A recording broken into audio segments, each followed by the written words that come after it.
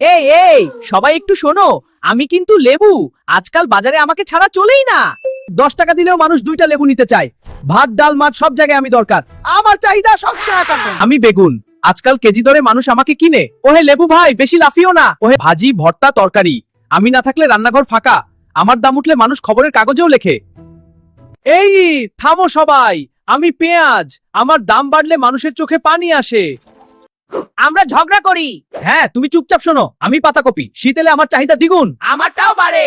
Hotel বাড়ি বিয়ের রান্না সব জায়গায় আমাকে লাগে। দাম কম হলেও আমার বিক্রি কিন্তু সবচেয়ে বেশি। কিন্তু স্বাস্থ্য? ভিটামিন সি ওগুলো কার কাছে আছে বলো? আমার কাছে, আমি ভিটামিন সি তে ভরপুর। স্বাদ আর পেট ভরানোর কথা ভুলে গেছো? আমাকে বাদ দিলে রান্নাই হয় না। আসলে সত্যিটা কি জানো, আমরা সবাই মিলে বাজার, একজন ছাড়া আরেকজন অসম্পূর্ণ। প্রিয় বন্ধুরা, ভিডিওটা ভালো লেগে থাকলে চ্যানেলটা সাবস্ক্রাইব করে দিও।